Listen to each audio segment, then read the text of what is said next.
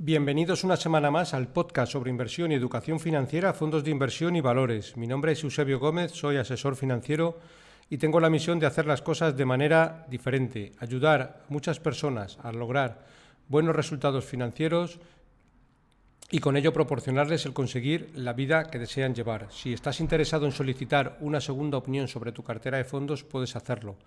Te recuerdo que puedes enviarme tus dudas sobre cómo tienes compuesta tu cartera de inversiones y te responderé con un diagnóstico de la misma. También puedes enviarme si consideras que revise algún fondo que tienes en cartera y que no comprendes muy bien dónde invierte o cualquier otra cuestión adicional que pueda resultar de vuestro interés. Para ello, como siempre, os dejo mi dirección de email, que es eusgomez@gmail.com. Bueno, empezamos como siempre recordando la responsabilidad y el aviso legal. El actual podcast tiene un carácter informativo y divulgativo. No supone bajo ningún término ninguna recomendación de compra o de venta de ninguno de los fondos o acciones mencionados en el mismo. La publicación de este podcast es a título personal. Al reflejar opiniones, su contenido es meramente informativo y, por tanto, no debe ser tratado como recomendaciones de valoración de cartera, compra o venta de ninguno de los productos mencionados, ni servir de base para recomendaciones de inversión. Cada persona debe conocer su horizonte de inversión y su perfil como inversor. Cada inversor ha de realizar su análisis previo antes de tomar una decisión de inversión y en cualquier caso es responsable de sus acciones. Bueno, esta semana vamos con el consultorio de fondos porque he recibido infinidad de consultas y bueno, vamos a ver si no se nos hace excesivamente largo porque tengo aquí un tropel importante de cuestiones. Bueno, vamos a empezar por la primera. Fermín Luque comenta: hola, buenas tardes. ¿Qué le parece el fondo Aegon European ABS Euro en el actual contexto de mercado? Soy inversor conservador y sería para invertir entre un 5 y un 10% de mi cartera. Gracias. Bueno, es un fondo que para el actual contexto de mercado, como comentas, inversor conservador, entre un 5% y un 10% de mi cartera, pues lo veo adecuado, ¿vale? Es un fondo de renta fija diferente, que también lo vamos a repasar un poco, y aunque a mí no soy partidario de incluir en el podcast ciertos tecnicismos, sino todo lo contrario, hacerlo fácil, entendible, ameno, y que todo el mundo pues bueno sepa un poco de lo que estamos hablando y no convertirlo en algo bueno pues que mucha gente no comprenda con muchos palabrerías un poco más técnicas. Bueno, pertenece a la categoría renta fija otros, está denominado en euros y invierte principalmente en ABS. Vamos a dar una vuelta a lo que son los ABS para que lo tengamos un poco claro, ¿vale? Decimos, en el folleto del fondo dice lo siguiente: el fondo se propone lograr su objetivo de inversión invirtiendo al menos el 70% de sus activos netos en titulaciones de activos, ABS. Vamos a ver lo que son los ABS. Los ABS son un tipo de títulos de deuda como bonos o pagarés cuyo valor y distribución de rentas dependen de un conjunto de activos subyacentes que mantiene el emisor. Este conjunto, que se llama el pool de activos, representa las garantías colaterales. Y ahora veremos también lo que son los colaterales. El fondo puede invertir en bonos y pagarés respaldados por distintos tipos de garantía, como hipotecas residenciales, hipotecas comerciales, préstamos a consumidores, préstamos para la financiación de vehículos, tarjetas de crédito, etc. En términos generales, este tipo de fondos, digamos que para que se nos entienda bien, tienen dos tipos de garantías. Primero, la garantía del bono emitido y segundo, la garantía del colateral, es decir, de la hipoteca, tanto si es un local comercial o si es una vivienda. Por eso habla hipotecas residenciales, que son viviendas, hipotecas comerciales, pues que se refiere a locales comerciales, naves, etcétera, ¿vale? Cuando una entidad da un préstamo, como norma general, y cuando tiene muchos, lo que hace es titulizar ese préstamo. Se lo vende a un tercero y de esta manera puede seguir dando préstamos. Pues este tipo de titulaciones pues las compran todo tipo de entidades. En este caso las puede comprar un fondo de inversión y que luego va cobrando los cupones de los bonos. ¿De acuerdo? Bueno, siguiente pregunta. No viene el nombre y nos la hace desde un email que es todo diente y dice: buenas tardes, Eusebio. ¿Podría decirme qué tal va este fondo? Necesito un poco de value en mi cartera y creo que este me puede encajar. A ver qué opinión le merece. Lo que tengo son 3 indexados en mi cartera, gracias. Y es el Pearl Harbor Global Value con el ISIN LU 19350599029. ¿Vale? Bueno, repasando este fondo que me sonaba un poco de oídas por el nombre. El gestor es Peter Smith, que es el gestor del fondo. Es socio de Francisco García Paramés, bueno, del famoso gestor español.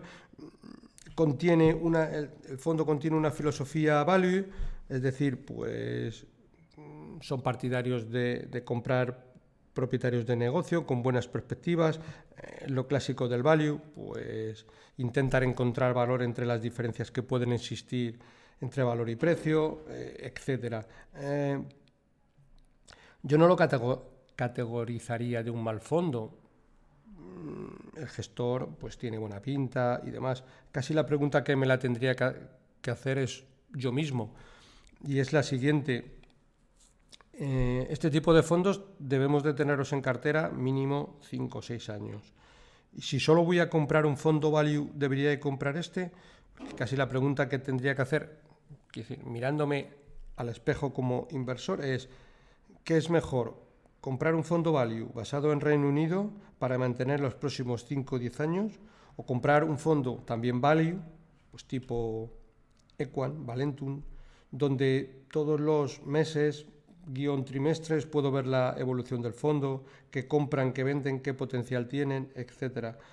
Charlas en español, presentaciones en español, etcétera, conferencias, entrevistas en España, es decir, puedo ir haciendo un seguimiento de lo que van haciendo cualquier tipo de gestor, vamos a llamarle español cercano, ¿vale? Al final es cercano, ¿vale? Como decía, no me cabe duda que es un gran fondo, pero no creo que sea el fondo que un inversor español debería de contratar. Peter Smith anteriormente pues estaba dentro de la órbita de Cobas, ¿vale? Y bueno, pues se fundó su gestora, parece ser que, bueno, que Paramés ahora es socio de la misma, con un porcentaje, tal. Entonces, para tener solo un único fondo a contratar, pues casi mejor incluso tener directamente un fondo de Cobas, mejor que un fondo de este fondo, el Pearl Harbor. Cercanía, podemos ver presentaciones, podemos ir viendo, como digo, lo que hacen es podemos ir viendo, tener un seguimiento, porque al final pasa lo de siempre. Compro el fondo, los fondos, por muy buenos que sean, siempre pasan por épocas un poco malas o de rentabilidad peor que los índices, incluso si son buenos, aunque suelen ser temporales, pero ahí ya nos empiezan a entrar las dudas como inversores. Ojo, compra un fondo, no sé lo que hace, le tengo aquí, lleva 1 año y medio y no para de caer, el índice sube más, y esas son las clásicas dudas que nos entran y que hacen que siempre nos salgamos en el peor momento, principalmente porque tenemos mucha menos información actualizada del fondo, etcétera. A lo mejor lo sigue haciendo bien, pero es que en la página web incluso pues no vienen entrevistas, es decir, bueno, la información es un poco, vamos a llamar, no es del todo transparente como podemos encontrar en un Magallanes de turno, etcétera, ¿vale? Esa es un poco la filosofía. No es que sea mal producto, pero muchas veces lo que tenemos que encajarlo con nuestra filosofía y adaptarlo a nuestra cartera, y no todos los fondos valen un poco igual, ¿vale? Siguiente pregunta nos la hace Javier Gómez desde Sevilla y comenta lo siguiente: buenos días, Eusebio. Lo primero es darte las gracias y la enhorabuena por tu podcast. Considero que son de gran ayuda para todos los que no tenemos mucha experiencia en inversión. Quería pedirte consejo para comenzar mi cartera de fondos. Tengo 95.000 euros destinados a invertir, que los estoy moviendo de un banco a otro, intentando pillar algo de rentabilidad en depósitos y cuentas remuneradas. Pero ahora que están bajando los intereses, me gustaría dar el salto a los fondos para aspirar a algo más. No nos gustaría asumir demasiado riesgo y nuestro horizonte de inversión es a unos 10 años que nos faltan para la jubilación. Me gustaría pedirte consejo para poder aspirar a un 6 o 7% anual. Y también la gran duda es, una vez que haya decidido dónde invertir, si hay que hacerlo de golpe o sería mejor ir entrando poco a poco, puesto que creo que todo ha subido mucho últimamente. En fin, dudas de novato, de ahí mi petición de consejo. Muchas gracias anticipadas por tu ayuda y muchas gracias por la labor que realizas. Bueno, en este caso yo te daría una respuesta que, aunque va a ser un poco genérica, pero creo que puede encajar bastante bien con con el enunciado de tu pregunta, va un poco la respuesta, y es la siguiente. Por la información que me pasas y la estructura de tus preguntas, yo creo que lo mejor que podrías hacer es contratar los servicios de un asesor financiero que pueda ayudarte con tu cartera para el plazo que indicas. ¿Y por qué esto? Porque veo que, por ejemplo, aspiras a un 6-7%, que es totalmente lícito, pero bueno, no sé dónde invertir, preguntas si hay que hacerlo de golpe o sería mejor ir entrando poco a poco. Exacto, pues para construir una cartera probablemente sea mejor ir entrando poco a poco en ciertos fondos de renta variable. No todos valen para tu perfil y por eso es un poco el porqué de mi respuesta. A veces tendrá sentido invertir un porcentaje un poco más alto en renta variable, otras veces más en renta fija. Otras ocasiones sería conveniente tener algo de cartera en oro, un poquito en emergentes, bueno, etcétera. Aparte que tanto los fondos de renta fija o de renta variable no son todos iguales e ideales para todo tipo de inversores, pues cada uno tiene sus características diferentes. Y en términos generales, este es un poco mi consejo general. Te podría decir, pues cógete 4 fondos, cógete Fan Smith, cógete Benny Mellon Long Term, cógete Guinness Global Equity y lo combinas con un fondo value tipo Magallanes, Valentum, y bueno, puedes tener una cartera, pero siempre, bueno, pues al final deberíamos ir, pues esa cartera, tanto la parte de renta variable, pues irla combinando, ir bajando pesos en un momento dado del value al growth, del growth al value, etcétera. Siempre pesos tranquilos y moderados y no haciendo cambios todos los lunes o todas las semanas, sino cambios razonables en función de cómo se fueran comportando los mercados. Con lo cual, pues yo creo que por el hilo de tus preguntas va un poco la respuesta. ¿Vale? Siguiente cuestión, Ramón Fernández consulta lo siguiente. Me presento, me llamo Ramón, tengo 63 años y soy de los que afortunadamente me jubilaré a los 65. Hace unos pocos meses, por casualidad, me cayó información de los fondos de inversión de renta fija y renta variable.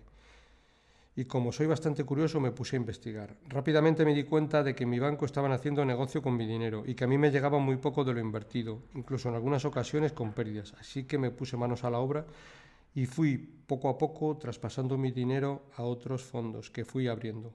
Hasta ahora el cambio ha sido notable. También por casualidad di con tu podcast y francamente me parece genial cómo comunicas y la oportunidad que nos das a los neófitos de poder entender cómo va esto de las inversiones y la oportunidad que nos das para consultar nuestras dudas. Así que muchas gracias.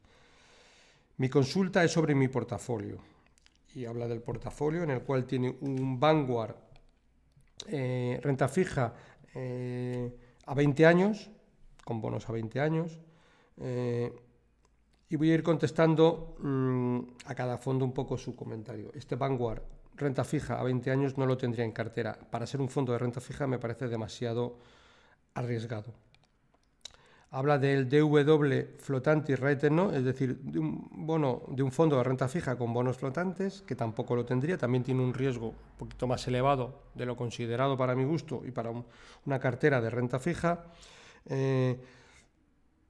Como digo, los bonos flotantes, aunque es un fondo de renta fija, tienen un componente de riesgo elevado, ¿vale? Habla del AXA World Fund, Eurocredit, Total Return.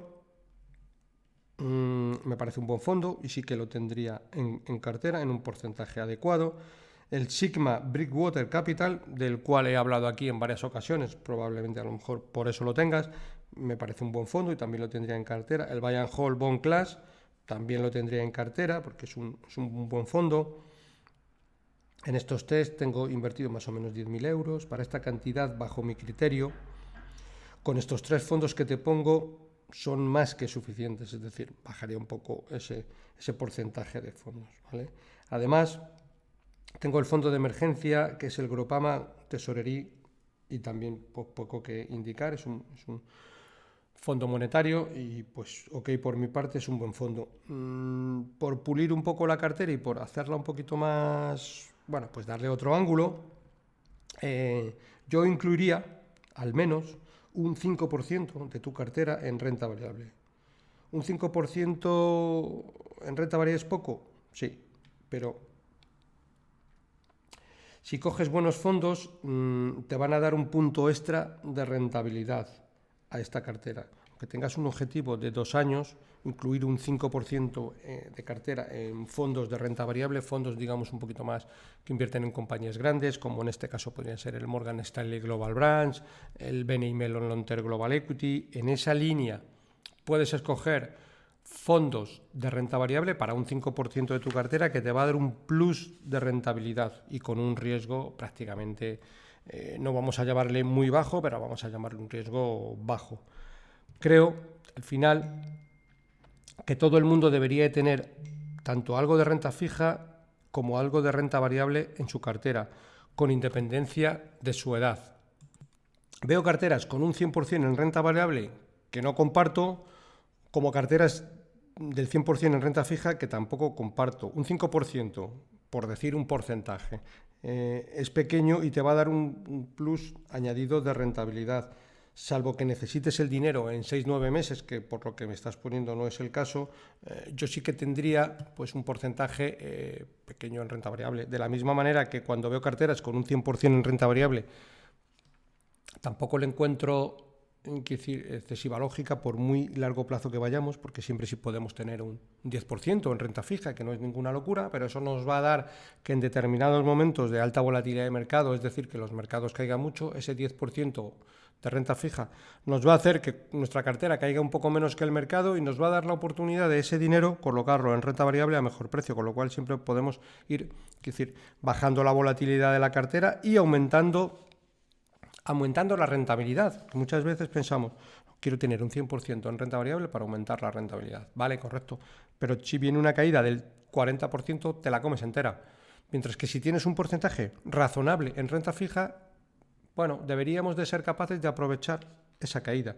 Tiene mayor sentido tenerlo así. Es más, es que a largo plazo incluso está demostrado que nos da un poco más de rentabilidad bajando un poco el riesgo, precisamente porque podemos ir comprando a precios mejores y no dejarlo todo en piloto automático. ¿Vale? Bueno, siguiente pregunta nos la hace Rodolfo. Descubrí a primeros de año el podcast y quería agradecer la labor que hace. Joder, esta semana en el podcast todo el mundo va alabando el podcast y hace comentarios súper buenos, con lo cual, pues siempre se agradece. Por cierto, y si me olvidaba que no lo he dicho al principio, agradecer como siempre y recordaros que deis un like en la aplicación donde lo estéis escuchando, porque ya sabéis, de esta manera el podcast nos lo suben a las mayores posiciones, tiene mayor visibilidad, etcétera, etcétera, etcétera. Siempre se agradece, es algo que no nos cuesta nada y pues aporta mucho. Bueno, como decía Rodolfo, quería agradecer la labor que haces. Gracias a él y a la claridad he empezado a invertir. De momento poco capital, pero los resultados son muy prometedores. Quería sugerirte un tema que he visto que has tratado en algún podcast de hace años. Es el de los fondos de reparto de todo tipo que pagan rentas, dividendos inmobiliarios, etc. Sería bueno hacer alguno de estos fondos de este tipo, por lo que te sugeriría que dedicaras un programa de vez en cuando a este tipo de productos. Bueno, tienes en el capítulo 192 y 114 varios de los mismos, que son los mayores dividendos para invertir, y es verdad que podría dedicar un programa, pues a lo mejor en el futuro siempre la aportación viene bien y lo haré, pero muchas veces lo mejor, tanto eficazmente desde el punto de vista fiscal y demás, es elegir un buen fondo y hacerse uno mismo el reparto de dividendos, tanto si compramos un fondo inmobiliario como una SOCIMI, que hay SOCIMIs actualmente que dan buenos dividendos, fondos inmobiliarios. ¿Por qué? Porque muchas veces el fondo lo que hace es pues un estándar, reparto un porcentaje y lo hace para todo el mundo, mientras que cada uno tiene unas circunstancias diferentes. Un año puedo necesitar más dividendos, otro año puedo necesitar menos, y al final los dividendos pues no dejan de tributar como rendimientos de capital mobiliario, sujetos a retenciones. En función del porcentaje, pues nos van reteniendo un 19% si es inferior a 6.000, un 21% de 6.000 a 50.000, un 23% de 50.000 a 200.000 y un 27% de 200.000 a 300.000. Al final, no creo que mucha gente que tribute al 27%. Pues en ese caso de recibir dividendos de esos importes hay muchas estructuras mucho más eficientes, ¿vale? Puede haber años en que nosotros necesitemos más dividendos, otros que necesitemos menos. Si lo hacemos a nuestro interés, estamos eficientando nuestras finanzas.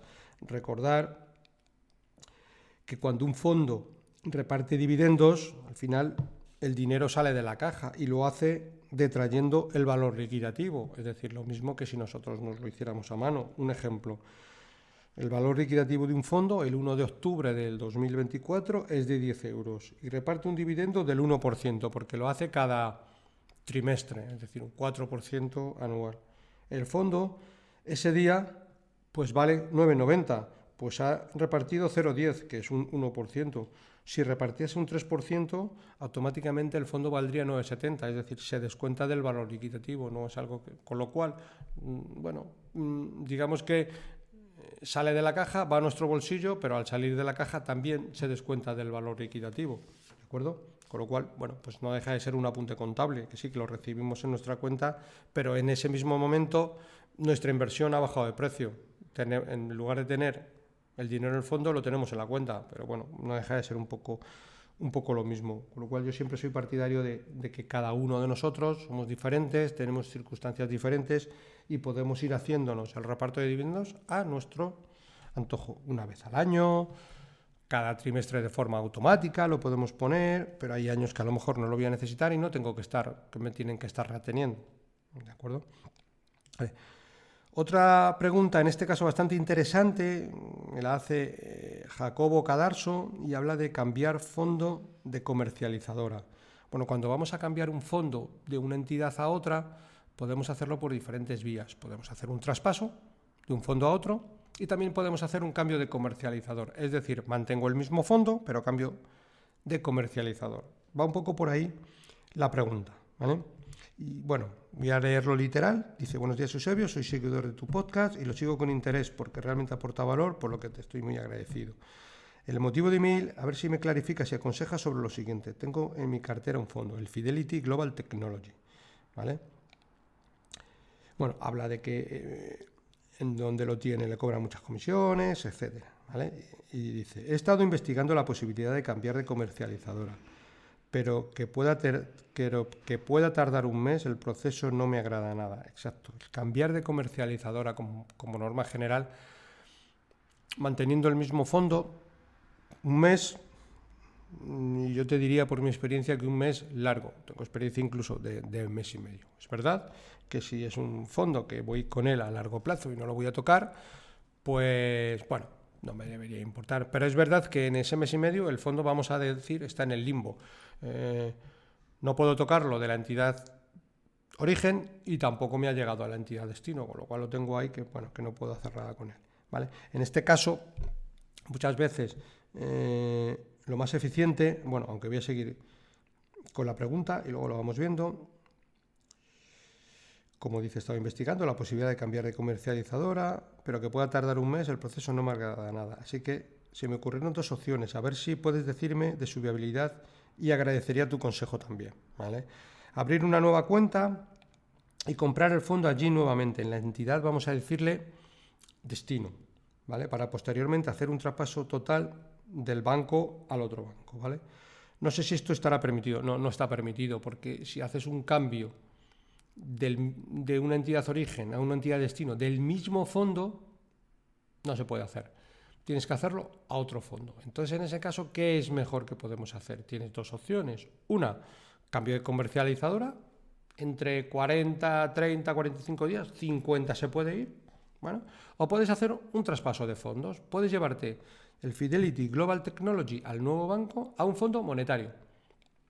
Con lo cual en 8 días lo tienes en el nuevo sitio. Una vez que lo tienes en el fondo monetario, al siguiente día puedes volver ya a comprar en la entidad destino el Fidelity Global Technology. Con lo cual en 8 o 9 días tienes que te ha salido de tu Fidelity Global Technology de la entidad origen y ha vuelto a la entidad destino pasando por un monetario. Un monetario, bueno, no te va a afectar el valor liquidativo porque el monetario prácticamente no se mueve, y esa es yo creo, la mejor opción técnica. El fondo siempre le tienes en un seguimiento, en 8 días lo tienes traspasado y al día siguiente vuelves a comprar el Fidelity Global Technology y funcionando. Con lo cual yo creo que esa debería de ser la mejor opción, más rápida, etc. ¿Vale? Siguiente cuestión. Iván Fraga pregunta: buenos días, mi nombre es Iván y quería hacerte una consulta. Aunque yo tengo una cartera de fondos, mi cuestión se refiere más a un apartado específico de la misma, ya que estoy ahorrando para la futura compra de un coche. Y si mientras ahorro puedo al menos no perder poder adquisitivo por la inflación, mejor. Hasta ahora he venido utilizando monetarios, pero entiendo que para un horizonte temporal que calcula en 3 o 4 años, seguramente sería mejor ir cambiando algún fondo de más duración. He pensado en el buy and hold renta fija, pero si usted me brinda alguna idea más para analizar, estaría muy agradecido. Bueno, el buy and hold renta fija podría ser perfectamente una opción. Evidentemente no conozco el importe, bueno, más o menos lo podemos calcular sabiendo que el destino es un coche, bueno, dependiendo de la gama, pero yo lo que haría sería un poco por la diversificación, no tenerlo todo en el mismo fondo y bueno, pues te voy a poner un par de opciones más, como es el Acacia Renta Dinámica, que digamos que es el siguiente, es un monetario, pero digamos es el siguiente paso, porque nos va a dar un poquito más de rentabilidad, asumiendo también bastante poco riesgo, y combinar el buy and hold renta fija con el Bridgewater Capital, que he hablado con él de aquí, en él varias veces. Con lo cual tienes 2 fondos de renta fija realmente y un fondo que, digamos, está entre un fondo monetario y un fondo de renta fija. Te va a dar bastante estabilidad a la cartera, el Acacia de renta dinámica, y vas a tener el otro plus de rentabilidad con el buy and hold bonos y el Bridgewater Capital. Para lo que quieres y para tu horizonte, esta combinación yo creo que es la adecuada. Podrías tener todo en fondos de renta fija, pero vas a tener también un poquito más de volatilidad en cartera y bueno, pues siempre es mejor tener un alto grado de protección, que lo vas a tener con el Acacia de renta dinámica, que te va a dar un plus adicional mayor que si lo haces en un monetario. Y con esos 3 fondos, pues para tu objetivo, pues yo creo que entiendo que sería más que suficiente. ¿De acuerdo? Bueno, siguiente cuestión. Roger Cobo: buenos días, señor Eusebio. Mi duda es la siguiente. Observando e intentando aprender sobre fondos de inversión, veo que algunos fondos muy recomendados, como por ejemplo el Vanguard Global Bond Index Fund, un fondo de renta fija indexado, para que lo comprendamos, que tiene un ratio SAR negativo. Tengo entendido que un ratio SAR negativo asume un riesgo mayor por el beneficio que da. Por lo tanto, entiendo que no sería una inversión recomendada. ¿Me podría explicar por qué sucede esto y si realmente sería recomendado invertir en este tipo de fondos que tienen un ratio SAR negativo? Vale. Como decía anteriormente en otra pregunta, un poco la estrategia o el objetivo principal del podcast es hacerlo comprensible para la mayoría de los oyentes. Bueno, pero bueno, ya que lo preguntas, pues vamos a abordar un poco el tema del ratio SAR, porque es un asunto, vamos a llamar, complejo, ¿eh? Y desde mi punto de vista, un inversor normal y corriente, pues no sería necesario que conociera todos este tipo de tecnicismos al detalle para poder hacer buenas rentabilidades. Bueno, el ratio de SAR, ¿vale? Vamos a verlo en detalle. Debe su nombre a William Sharpe, que desarrolló en los años 60 esta medida en la que analizaba el rendimiento ajustado al riesgo. ¿Cómo podemos interpretar este resultado? Que al final es un poco lo que nos interesa. La cifra resultante de este resultado es una medición de la recompensa al riesgo asumido. Su interpretación es sencilla. Cuanto mayor sea la cifra obtenida, más rentabilidad se ha obtenido por cada punto de riesgo asumido. Y también comenta: y si el ratio sale negativo, por definición, cualquier inversión con riesgo que no ofrezca mayor rentabilidad que el activo libre de riesgo tendría un ratio SAR negativo y por lo tanto debería ser rechazada. Sin embargo, como pasa con todos los ratios, el de SAR también tiene sus limitaciones e interpretaciones. ¿Sería correcto decir que un fondo con ratio SAR negativo es una mala inversión? Esta afirmación tan categórica pues también sería errónea. Un ratio SAR negativo lo que está expresando es que el fondo analizado ha registrado una rentabilidad menor que la del activo libre de riesgo. Este podría ser, por ejemplo, un depósito, una letra del tesoro, liquidez, un bono español, etc. Realmente, para saber si el fondo se ha gestionado bien y por ende el gestor ha sabido hacer una correcta gestión del riesgo, es realizar la comparación con los ratios SAR de los competidores. Sobre todo en tiempos de crisis es importante tener este factor en cuenta, ya que sería en este momento cuando se podrá valorar la paciencia del gestor. Pero claro, interpretar el ratio SAR en un fondo indexado, bajo mi punto de vista, no tiene mucho sentido, porque no hay ningún tipo de gestión.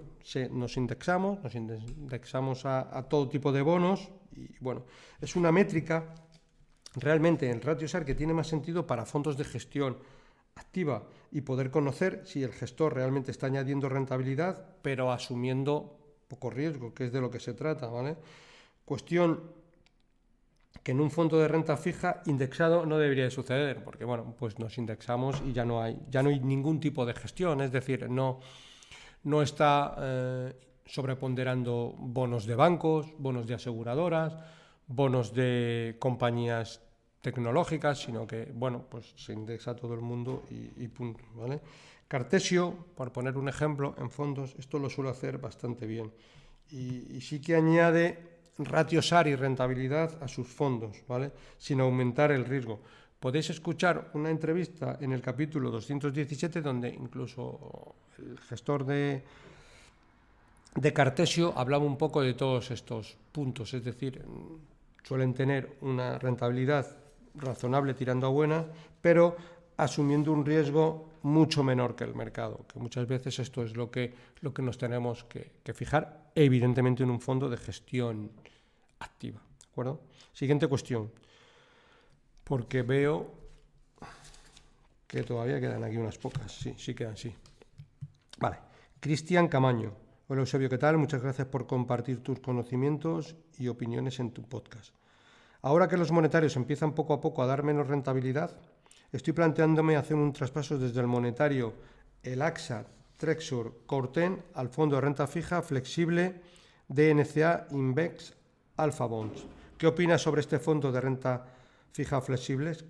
¿Crees que sería mejor hacer el traspaso a un fondo de renta fija tradicional como el Vanguard Global Bond Index o el Fidelity Fund o el Global Bond Eurohedge? Bueno, vamos a empezar por la primera pregunta y es que evidentemente el fondo de DNCA Invest Alpha Bond yo también lo cambiaría por el AXA, que el AXA no deja de ser un fondo monetario, ¿vale? Vamos a repasar un poco el fondo de DNCA, ¿vale? Donde invierte y demás. Bueno, pues el fondo trata de obtener, vemos el folleto, fácilmente se comprende. El fondo trata de obtener en el periodo de inversión recomendado de más de 3 años una rentabilidad. Vemos que el objetivo de inversión ya nos está cambiando un poquito, un monetario a un fondo de renta fija que ya deberían de ser 3 años. ¿Vale? El fondo de renta fija, pues bueno, no deja de invertir en mercado monetario a corto plazo y ahí sí lo podríamos tener para alguien que necesita el dinero 6-9 meses.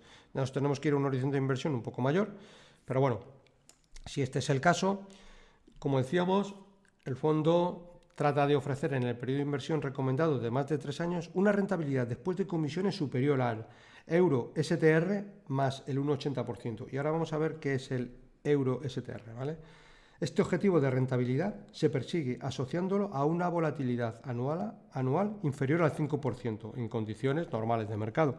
Condiciones normales de mercado, como venga mucha volatilidad o la renta fija sufre mucho, pues a lo mejor nos vamos un poquito por encima de este objetivo de volatilidad. Pero bueno, debería ser un poco el normal. Vale. Vamos a repasar qué es el euro STR, ¿vale? Para que también comprendamos un poco que nos dicen que tienen un objetivo de rentabilidad euro STR más el 1,80%. Y el euro STR es un índice representativo del área del euro que refleja el coste de financiación para los bancos de la zona del euro, de tomar fondos en el mercado mayorista, en operaciones de depósito a muy corto plazo. Pero vamos a llevarlo al día a día y el euro STR no deja de ser algo muy parecido al Euribor, ¿vale? Por ejemplo, vemos que ahora mismo el euro STR a un día está en el 3,88,2, mientras que el Euribor a una semana, bueno, más o menos un poco parecido, está en el 3,887, es decir, prácticamente 5 centésimas, bueno, prácticamente igual. Del 3,882 al 3,887 prácticamente no hay diferencia. Se mueve muy parejo al Euribor a una semana. Bueno, en este caso el Euribor a un año está en el 4,05, está un poquito superior, pero como vemos, pues con el Euribor a una semana nos podría servir como índice de referencia para comparar con el Euro STR. Con lo cual, y por concretar, pues tiene un objetivo de rentabilidad del Euro STR del 3,88 más el 1,80, es decir, un 5,60. Bueno, pues está bastante bien, con una volatilidad por debajo del 5%, que es una volatilidad bajita. Pues es un buen producto y debería hacerlo en consonancia, ¿de acuerdo? Bueno, siguiente cuestión. En este caso, Jesús Ibáñez nos dice lo siguiente: gracias por tu podcast, eres un referente en esto, me llama la atención cómo un asesor puede gestionar la cartera de multitud de clientes. ¿Podrías explicar dentro de lo que puedas cómo es tu día a día normal? Bueno, voy a ver si soy capaz de hacerlo, pero es un día a día bastante normalito, ¿eh? Un asesor financiero como yo debería de hacer, o por lo menos yo lo hago así, debería de hacer muy pocas cosas al día. Y me explico. En nuestra oficina no hacemos labores de caja, no hacemos labores de gestionar recibos de cobros, pagos de clientes como pueden tener en una oficina bancaria, ¿vale? Solo hacemos una cosa, que es gestionar inversiones de los clientes. Cuando digo gestionar inversiones de los clientes, la palabra adecuada no es gestionar, es asesorar inversiones de los clientes. Bueno, el día a día se distribuye prácticamente en, bueno, pues leer informes, actualizaciones de fondos, repasar las carteras. Evidentemente, quiero decir, al final atiendes a clientes, pero por mi filosofía de clientes que tengo, pues normalmente siempre tengo abierto en el ordenador, en el escritorio, el WhatsApp web, y muchas consultas de clientes me llegan directamente por el WhatsApp, como puede ser: oye, Eusebio, he realizado una transferencia, ¿dónde lo invertimos? Pues bueno, repasamos la cartera y vemos dónde en ese momento es mejor, si en renta fija, renta variable, definimos un poco cuál es su horizonte de inversión, su aversión al riesgo, y a partir de ahí pues definimos un poco dónde colocamos el dinero que nos está llegando, ¿vale? Con lo cual lo que hacemos es decir, prácticamente estar todo el día, vamos a ver, leyendo, y la mayor parte del tiempo descartando fondos, leyendo y descartando. Es decir, como es al jugador que va a batir y le están pasando continuamente pelotas, pero hasta que no ve la pelota óptima y en el punto óptimo no golpea. Pues aquí es un poco igual. Leemos fondos, y para, bueno, pues ver un poco si lo que nos ofrecen o lo que estamos leyendo mejora lo que ya tenemos. Cuando digo mejora lo que ya tenemos, me refiero a mejora a lo que yo le llamo mis favoritos, ¿vale? Con lo cual, pues ese es prácticamente el día a día, ¿vale? Y podrás pensar, joder, pues si tienes muchos clientes, como es el caso, ¿cómo lo haces? Pues la verdad es que el día, si estás centrado, cunde bastante. Y sobre todo si no te dedicas pues, a ver el marca, a ver las redes sociales. El día a día, como digo, cunde muchísimo. Porque, bueno, 7, 8 horas, 9 horas, depende de los días, 10 horas, depende. De un día a día a pico y pala, centrado y agachado la cabeza en el teclado y leyendo, la verdad es que cunde bastante, sobre todo si no tienes, vamos a llamar, es decir, despiste, no te pones a hablar con amigos del partido de ayer, etcétera. Para eso ya está la tarde-noche, que sí que, bueno, pues puedes hacer este tipo de cuestiones que no son del trabajo. A mí, desde luego, que me cunde mucho en ese aspecto. Vale. Siguiente cuestión, Alejandro Sempere. Esta vez, y en este capítulo vienen bastante preguntas técnicas que siempre no me gustan hablar de tecnicismos, pero bueno, vamos a ir respondiéndolas con el fin de responderos a todos. Siempre prefiero hacerlo un poco más ameno y que todos comprendamos, pero bueno, vamos a responder. Hace varias preguntas, ¿vale? Vamos a empezar por la primera. Hola Eusebio, he descubierto recientemente tu podcast y me parece bastante bueno, sobre todo comparado con lo que hay por ahí. Tengo 3 preguntas. Siéntete libre de responder a la que consideres. Primera pregunta. Al considerar folletos de fondos de renta fija, observo que algunos se refieren al yield to maturity, que no deja de ser otra cosa, traducido al español, que rendimiento a vencimiento. Otros al yield to worst, que no deja de ser otra cosa que, bueno, el posible impago que pudieran tener esos cupones, ¿vale? Y dice, ¿qué diferencia hay entre estas métricas? Bueno, vamos a verlo un poco. Como digo, el yield to maturity es el rendimiento a vencimiento. Pues es decir, hay una cartera de bonos que en términos generales pues pueden tener un rendimiento al vencimiento del 5%, ¿vale? Pero luego tenemos, como en muchos fondos, el yield to worst, ¿vale? Y el yield to worst es, bueno, de esos posibles rendimientos del bono para un precio de mercado, el menor de ellos se denomina yield to worst, resaltando con ello el peor escenario en términos de rentabilidad que pueda encontrar el comprador del bono al pagar por el precio de mercado.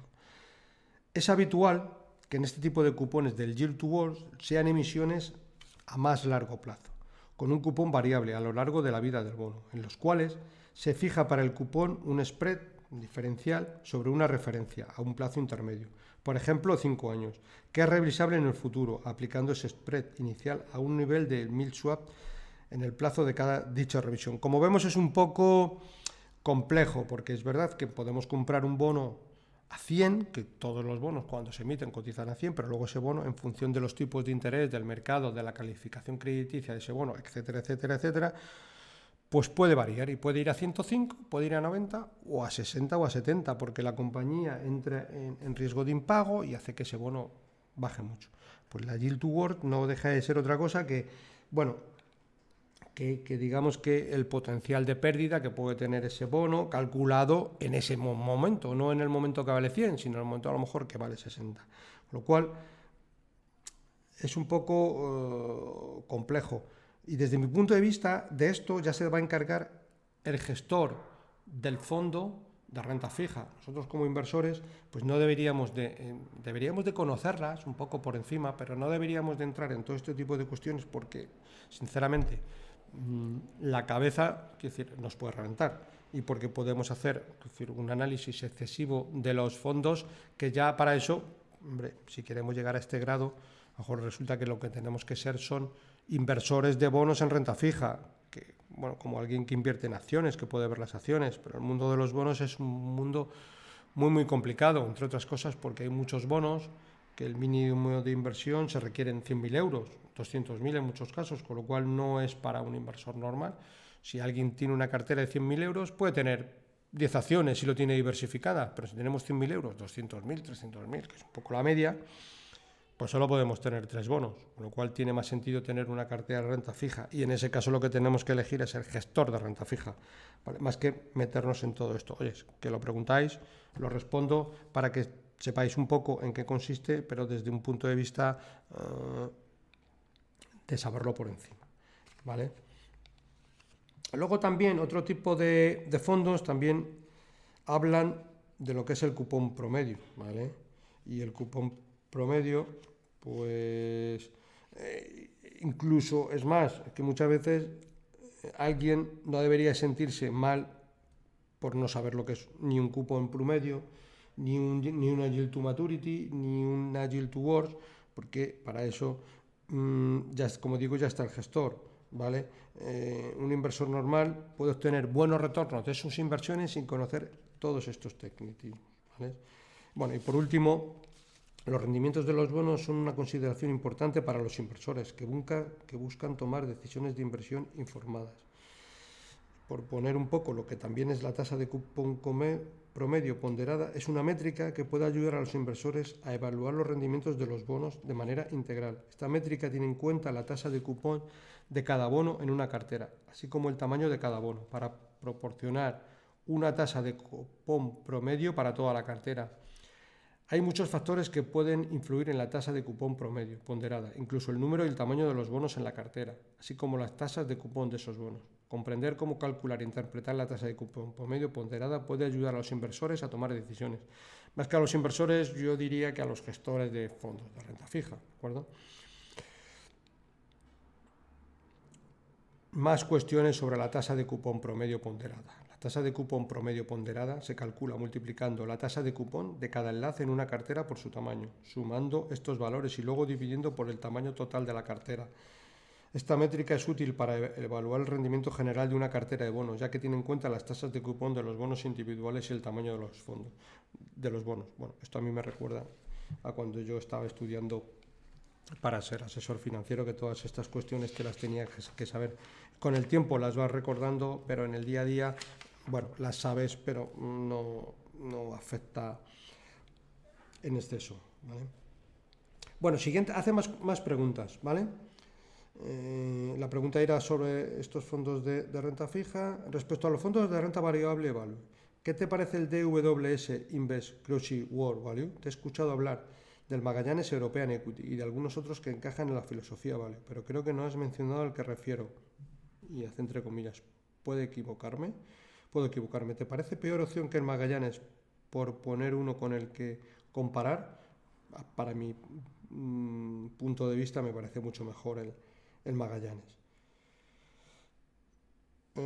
Y siguiente cuestión, tercera, dice: actualmente poseo un plan 21 en Banco Sabadell que me remunera con un 3% anual. Dicho plan es independiente de mis inversiones en renta variable. ¿Crees que vale la pena rescatar el capital acumulado e invertirlo en una cartera conservadora de fondos de renta fija mixtos?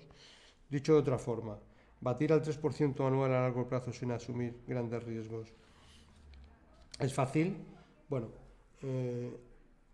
yo creo que ese plan, que aunque no le conozco muy bien, el plan 21 en Banco Sabadell, yo te diría, si te lo garantiza a largo plazo, déjalo, pero no creo que sea el caso. Y ese plan, pues cuando los tipos de interés están bajando, como se vayan al 1%, ese plan, estoy por asegurarte que también te va a bajar la remuneración, porque debería ser una remuneración variable. No lo conozco en detalle, pero más o menos, ¿vale? Pero sí que es verdad que, bueno, si te dan un 3 y no se te complica y es un 3 sí o sí, pues lo dejas. Pero es verdad que puedes encontrar un 4, incluso un 5% en renta fija, asumiendo pues muy poquito más riesgo. Depende de tu horizonte de inversión también, si te lo permite. Y desconozco cómo te pagan también ese 3% anual, porque muchas veces te pagan 3% anual, te lo ingresan en cuenta como si fuera un depósito y te hacen la correspondiente retención. Del 3% se te queda en 2,40 con las retenciones, con lo cual eso también lo tienes que considerar, mientras que en un fondo de renta fija todo se te va acumulando al capital, nunca te hacen retenciones y digamos que el capital siempre te va sumando. ¿De acuerdo? Bueno, siguiente cuestión. Luis Amate: buenas noches, Eusebio. Mi nombre es Luis, soy oyente de tu podcast desde principios de año y no me pierdo un capítulo. Gracias por tu labor. Tengo una cartera de X euros, bueno, no los quiero nombrar, no son muchos, ¿vale? Ya que digo el nombre. Tengo una cartera de X euros con el siguiente reparto acumulado. En el Fidelity SP500 tiene 50%, en el Benny Mellon Long Term 20%, Magallanes European Equity 25% y Valentum 5%. Mi intención es seguir haciendo aportaciones mensuales de unos 700-800 euros a la cartera, rebalanceando e intentando bajar la ponderación del Fidelity. Además, me gustaría saber tu opinión y si es recomendable algún otro fondo tipo Trojan o Recovalor. Bueno, yo te recomendaría más el Trojan más que el Recovalor, porque es un fondo, digamos, más defensivo, es un fondo más tranquilo. Los dos son buenos, pero teniendo los que tienes en cartera, incluiría el Trojan, ¿vale? Bueno, con el Trojan, ¿en qué vas a ganar? Vas a bajar la volatilidad en cartera y si vienen correcciones de mercado, el Trojan no sufrirá y podrás aumentar más peso en renta variable en los que tienes, ya sea Benny Mellon, Magallanes o Valentum. Y evidentemente no tendría 50% en el SP500, como mucho tendría 50% si quiero tener, pero en el MSCI World y no en el SP500. Pero bueno, si tuviera que tener, no tendría los dos, ya que es una cartera que no es con mucho dinero, y sí que incluiría el Trojan, incluso con las aportaciones periódicas las iría haciendo al Trojan. Cuando vea correcciones de mercado relevantes, pues voy aumentando. Veo que en el Valentum tienes 5%, pues subiría bastante la exposición en ese fondo, ya que en Magallanes tienes 25 y en el Benny Mellon tienes 20. ¿De acuerdo? Siguiente cuestión. En este caso, vale, soy Moisés y llevo tiempo escuchando en ebooks y ante todo gracias por tu labor y por la ayuda que realizas a los inversores. Quería que valoraras la cartera de fondos indexados que tengo actualmente y si debo considerar algún cambio. Mi cartera se compone 80% renta variable, 20% renta fija. 70% lo tiene en el Vanguard Global Stock Index, nada que decir, perfecto. 10% en el Vanguard Emerging Market, perfecto. Y un 20% en el Vanguard Global Bond Index. ¿Vale? Estoy planteándome incorporar el Vanguard Global Small Cap. Si verías bien incorporarlo, ¿qué porcentaje sería el ideal? 5 y 5% entre small y emergentes. Bueno, o deberías de dejarlo tal cual. Quiero tener una cartera lo más equilibrada y diversificada posible para no tocarla a largo plazo.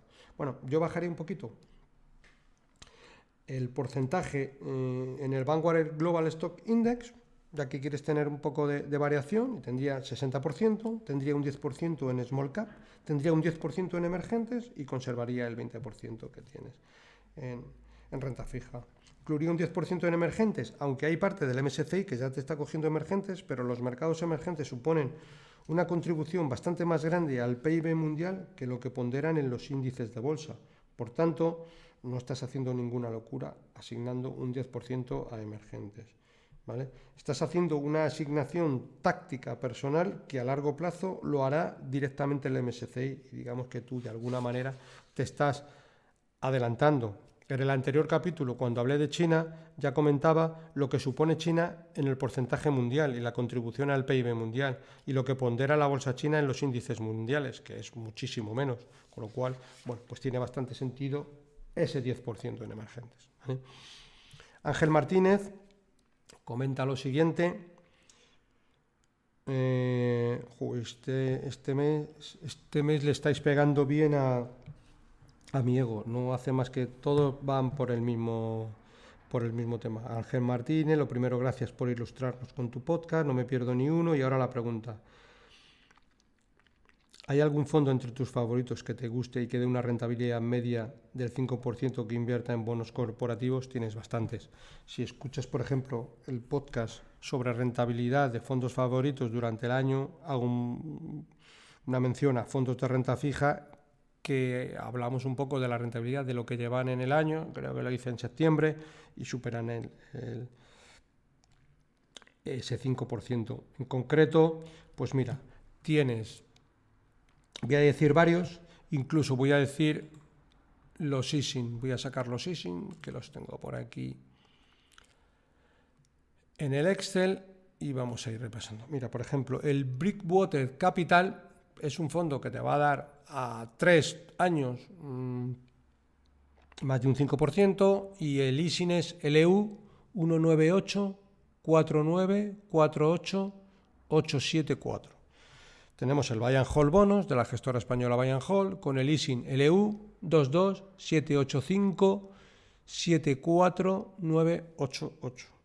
Capital Group High Income también nos debería de dar esa rentabilidad con el ISIN LEU 0579955-484. Morgan Stanley Global Fixed Income, fondo de renta fija, flexible y que a juicio de los gestores de Morgan Stanley ya nos va a coger todo tipo de inversiones en renta fija en todo el mundo y también nos debería de dar pues en esos entornos. El código ISIN es LEU 071-2123511. Y por último acabamos con el Bain & Mellon Global Short, que es un fondo también de renta fija global que invierte básicamente en high yield, pero muy bien seleccionado por los gestores. El high yield pues nos va a dar un componente un poquito mayor de rentabilidad y como norma general compran bonos muy estudiados por los gestores, compañías que no van a quebrar y suelen hacer una buena labor.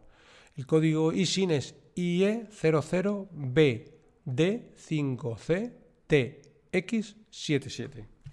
Vale, incluso lo suyo sería, bueno, dependiendo del importe, pero una combinación de diferentes fondos de renta fija. ¿Vale? Carlos, siguiente cuestión. Nos la hace Carlos desde Vizcaya. A raíz de la lectura del libro el inversor Dando de Pabrai, me atrevo a lanzarle una pregunta sobre la información y revalorización de precios de los títulos cotizados a lo largo del tiempo. Pabrai, en la página 95 del libro, lanza una pregunta sobre cuál podría ser el detonante para que las acciones alcancen su valor intrínseco en pocos años. Para presentar y ejemplificar el tema, expone a modo de diálogo el encuentro que tuvieron el senador William Falbright y Benjamin Graham en 1955, el cual expongo literalmente. Comenta Falbright: una pregunta más y termino. Cuando encuentra una situación especial y decide, solo como ejemplo, que puede comprar a $10 algo que vale 30 y compra, y luego no puede hacerlo efectivo hasta que un montón de gente decide que vale 30, ¿cómo ha sido el proceso? ¿Ha sido por la publicidad o qué ha ocurrido? ¿Qué es lo que hace que una acción barata se revalorice? Y comenta Graham: este es uno de los misterios de nuestro negocio y lo es tanto para mí como para cualquier otra persona, pero sabemos por experiencia que con el tiempo el mercado reflejará ese valor. Y ahora ya comenta el oyente: este simple diálogo me llamó la atención para lograr entender y comprender cómo el buen devenir de una compañía o empresa se habrá reflejado en la cotización de la misma.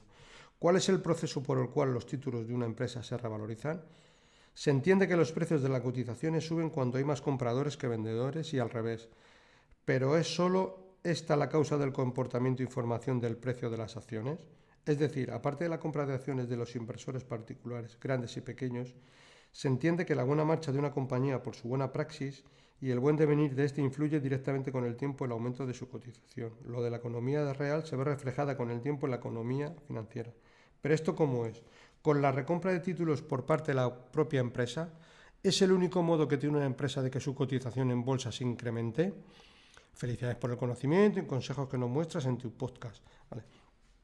Bueno, esta pregunta tiene muchos matices y muchas aristas, ¿vale? Vamos a intentar responderla. A largo plazo, la bolsa es una máquina de pesar y a corto plazo la bolsa es una máquina de votar, es decir, al final siempre pesa los beneficios de las compañías, pero en el largo plazo. Pero a veces pueden pasar años hasta que el mercado refleja el valor real de una compañía, que puede ser muy superior, pero muchas veces pues no pasa de un día para otro, muchas veces no pasa cuando nosotros compramos unas acciones de una empresa porque creemos que están baratas. Pues como están baratas, lo normal, y han estado bajando, lo normal es que la compremos y siga bajando, porque la acción no está esperando a que vengamos nosotros a comprarla para ponerse a subir. Si está decadente, va a estar decadente un poquito más de tiempo. Y eso lo tenemos que asumir que debería ser así. Evidentemente, si hemos hecho una buena labor de investigación. Pero vamos a poner algún ejemplo, ¿vale? Lo tenemos recientemente en la bolsa china en su conjunto y la subida del último mes. Pues el último mes la bolsa china, cuando las autoridades implementaron un paquete de medidas importantes, pues en 20 días la bolsa china, muchos fondos han subido un 30%, que es una barbaridad, 30% en un fondo global, con un montón de acciones. Yo hacía tiempo que no lo veía. Pero luego tenemos más ejemplos incluso de compañías, y lo vamos a ver en España. Pues tenemos, poner por un ejemplo, el Ednor, ¿vale? Tenía un valor oculto durante muchos años y bueno, pues estaba cotizando a 10, 9, 10, 9 y ahí se tiró la torta de años.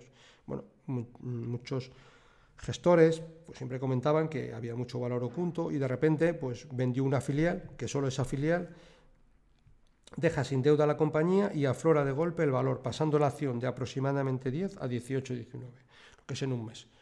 Es una subida del 80%. Bueno, ahora la compañía tiene un montón de caja en el balance y bueno, pues es una mejor compañía, más saneada, pero que el valor pues ha aflorado recientemente. El que estudiaba la compañía y veía los números sabía que ahí había mucho valor oculto, pero bueno, hasta que no concretaron esa venta, pues no afloró y pasó pues de un día para otro, de un mes para otro, ¿vale?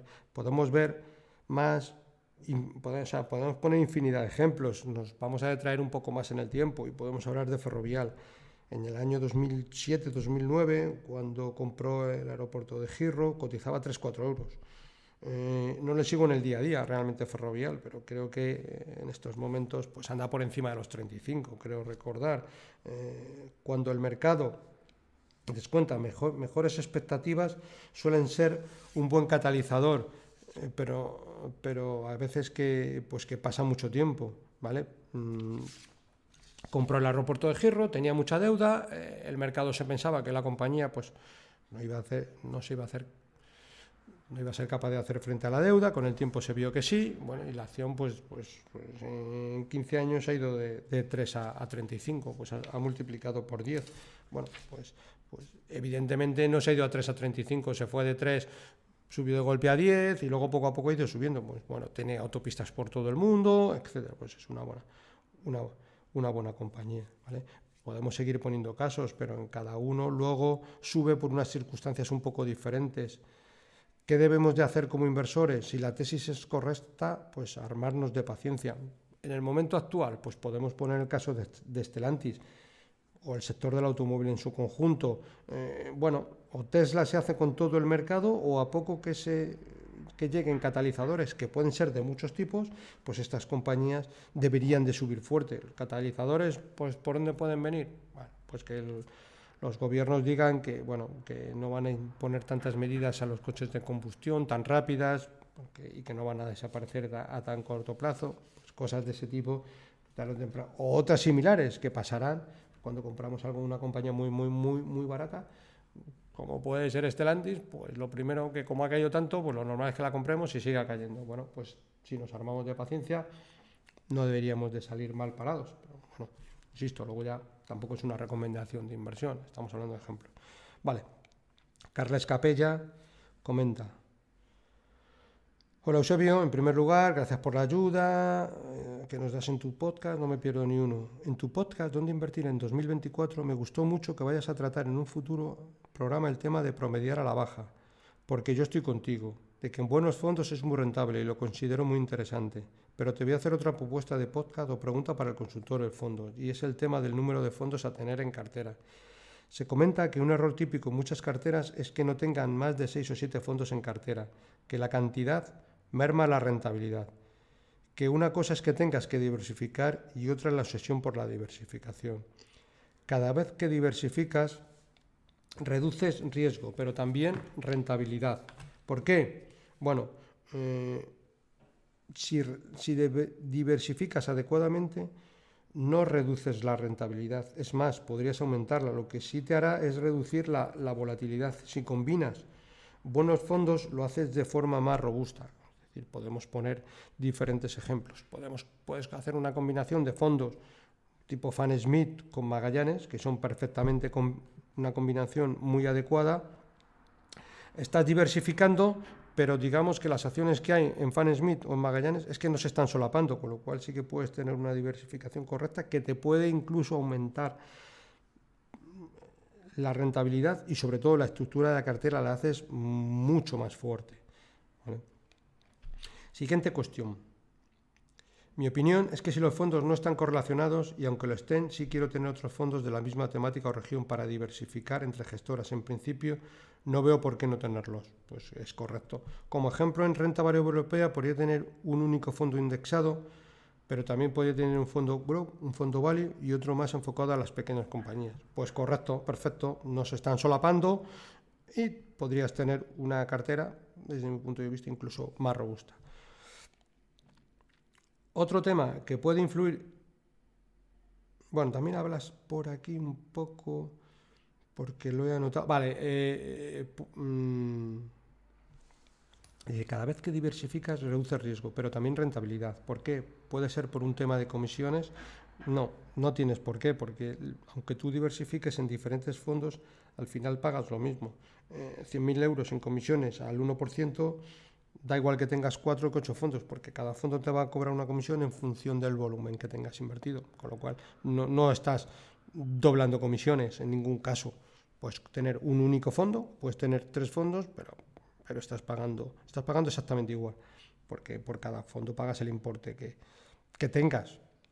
En una cartera de 100.000 dividido entre 3 fondos de 33.000, pues estás pagando por 100.000. Con independencia de que en uno tengas 33, en otro 33 y en otro 33. Es un poco indiferente, ¿vale? Bueno, siguiente tema. Otro tema que puede influir es el tema fiscal. Si tengo mayor número de fondos cuando llegue el momento de vivir de mis fondos por el ahorro conseguido durante toda la etapa laboral, Cuantos más fondos se tengan, más posibilidad habrá de poder escoger los que tienen menos plusvalías en un momento determinado, frente a otros que tengan igual muchas plusvalías y en un momento determinado igual no interesa venderlos. No sé si me explico. Tercero, sí, si te explicas perfectamente. Al final, si los has tenido los suficientes años y son buenos fondos, pues tendrán casi todos de ellos buenas plusvalías. Aquí tampoco hay una fórmula mágica. Es más, muchas veces esto es ya más un arte que una ciencia. Puedes traspasar juntos toda la masa patrimonial a fondos de renta fija y renta variable y a partir de ahí ir sacando. Eso sí que es un tema ya de planificación que al final tendremos que ir haciéndolo llegado el momento fondo a fondo. Aquí tengo unas plusvalías del 140% y en este otro tengo unas plusvalías del 70%. Bueno, pues a lo mejor resulta que sí que puedo ir sacando de las del 70% en función del fondo o no. Muchas veces ese fondo que ya tiene una rentabilidad del 140 o del 180, a lo mejor hemos ido bajando la ponderación y nos lo hemos ido llevando a un fondo de renta fija, con lo cual, bueno, ahí ya se ha mezclado. Llegado el momento, el sistema nos dice, oye, voy a hacer una simulación fiscal de toda mi cartera de fondos y la simulación te la dice perfectamente. Hoy en día ahí tenemos herramientas para calcularlo esto perfectamente, ¿vale? Por último también comenta, vale, por última cuestión, dice, está claro que cada fondo de una cartera debe aportar algo que los haga complementarios, pero creo que hay otras razones por las que tener más fondos puede ser beneficioso. Bueno, sí, al final tener más fondos puede ser beneficioso, pero todo en su justa medida. Yo tengo más o menos algunas métricas, bueno, comparto con vosotros y son, para una cartera de 50.000 euros, 5 fondos es suficiente. Para una cartera de 500.000 euros, 10-15 fondos es suficiente. Para una cartera de 5 millones de euros, al final, si veis, estamos poniendo ceros en una cartera con el 5 delante, ¿vale? Una cartera de 5 millones de euros, no más de 20 fondos, no tiene mucho sentido. Y luego tener otra métrica, que es la siguiente. En ningún caso, porcentajes superiores al 20% en un único fondo y tampoco inferiores al 5%. Eso nos va a hacer que no tengamos, digamos, posiciones ahí del 1%, posiciones tontas, que, bueno, me ha dado un día la ventolera y he comprado un fondo y tengo el 1%. Es que no me va a aportar realmente nada en la cartera. Con un peso que no sea inferior al 5%, ya me tengo que pensar muy bien qué fondo meter en cartera porque voy a tener un peso del 5%. Voy a estudiarlo, voy a comprenderlo y voy a tener una convicción fuerte para luego no moverlo. Y porcentajes superiores al 20% tampoco le veo mucho sentido, por muy bueno que sea el fondo, porque de esa manera, pues bueno, puede tener un periodo malo de rentabilidad temporal y, joder, si tengo un porcentaje muy, muy, muy elevado, me puede suponer pérdida de todo tipo, de rentabilidad, de sueño, de convicción, etcétera. Con lo cual, por ahí iría yo un poco, ¿vale? Bueno, ¿cuántos nos quedan? No, pues quedan todavía.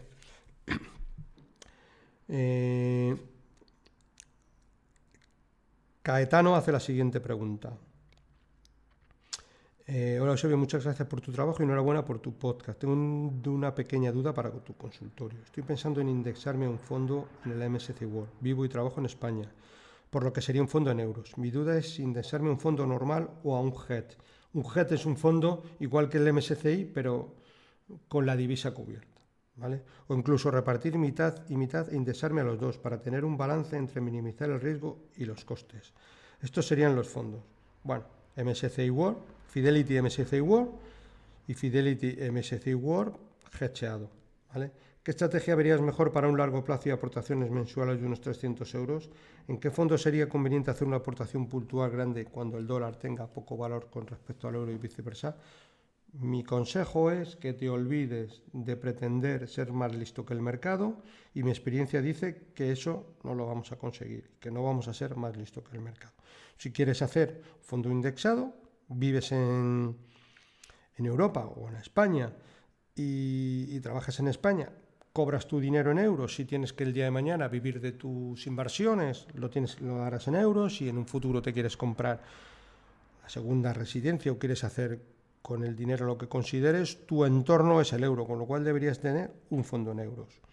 Y no tener un fondo hedgeado tampoco, porque un fondo hedgeado lo que hace es que bueno, tenemos un sobrecoste de comisiones porque ese fondo tiene que cubrir la divisa y cubrir la divisa no es barato, es aproximadamente un 2%. Si nuestro objetivo es a largo plazo, yo ni compensa cubrir divisa, ni compensa enredarse en el tema de, oye, el euro contra el dólar está no sé cuánto y ahora me conviene. No.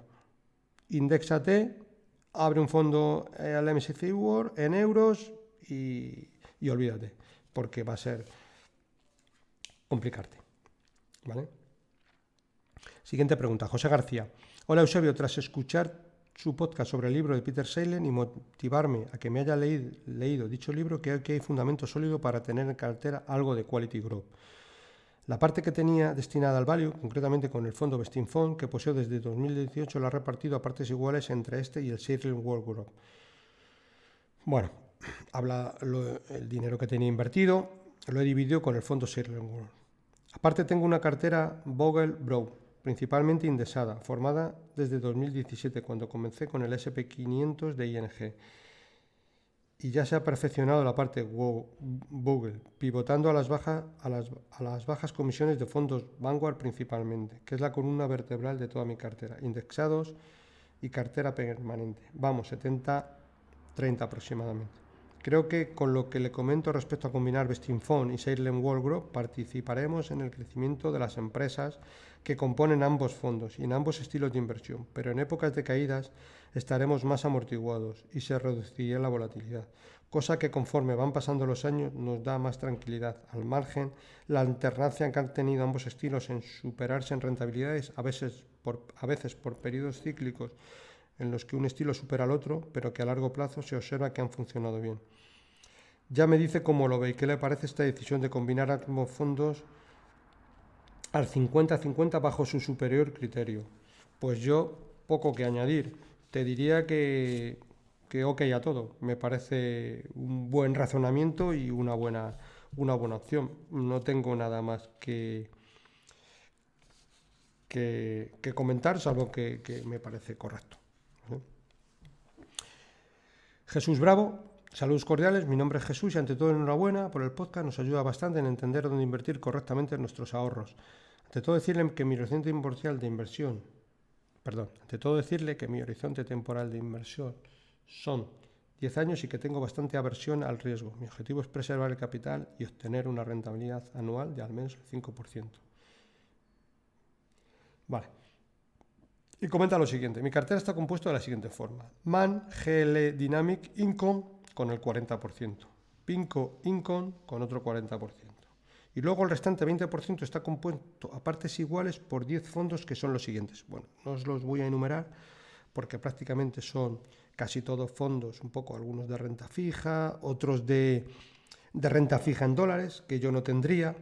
Luego JP Morgan Global Dividendo, Fidelity Global Dividendo, Jupiter India, HSBC Turquía, Schroeder Asia, Franklin Templeton Oro y Metales Preciosos, Franklin Templeton Frontier Markets.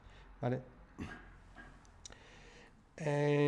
Bueno, partiendo de la base de que desconozco un poco el importe total de la cartera, pero la asignación de pesos desde mi punto de vista no me parece correcta. Es decir, yo como norma general, como he dicho anteriormente en otra consulta, no aconsejo invertir en el mismo fondo más del 20% del total de la cartera. Veo que en los dos primeros ya tienes un 40%.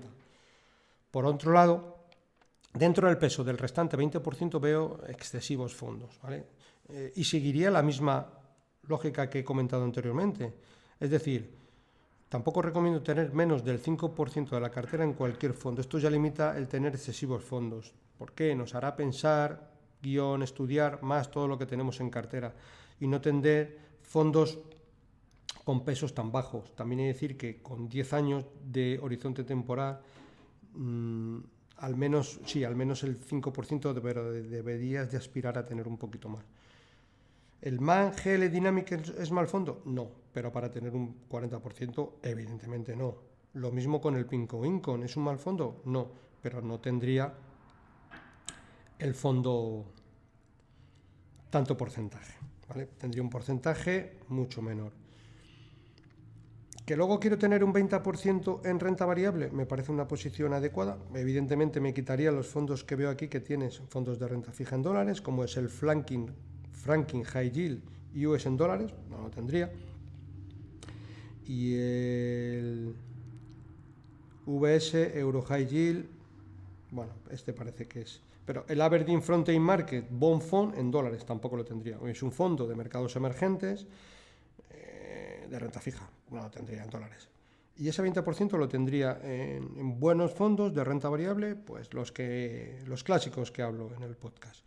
Pues un Fannie Smith, un Magallanes, un Benny Mellon, bueno, podría tener un fondo de mercados emergentes, podría tener un porcentaje directamente en el Matthew Asia Small Cap, pequeñas compañías de renta variable asiática, 5%, bueno, no sería una locura. ¿Vale? Y al final luego fondos globales. Bueno, puedo tener una pequeña asignación como tienes aquí al Franklin Templeton Oro y Metales Preciosos, un 5%, bien, perfecto, ese sí lo tendría, pero con un porcentaje del 5%, no lo tendría con el 2%, porque como digo, menos del 5% no lo tengo en cartera. Si el fondo es bueno, lo tengo con el 5%, y si el fondo no es bueno, no lo tengo. Vale. Bueno, pues hemos llegado al final. Pues había un tropel de cuestiones, al final nos hemos ido a la hora y 16 minutos. Bueno, pues sin más dilación, me despido. Para cualquier consulta o comentario sobre este podcast, puedes enviarme un email a la dirección eusgomez@gmail.com. Si te ha gustado el programa, te agradezco que le des un me gusta en la aplicación donde lo estés escuchando. Un saludo muy cordial, paciencia y buenas inversiones.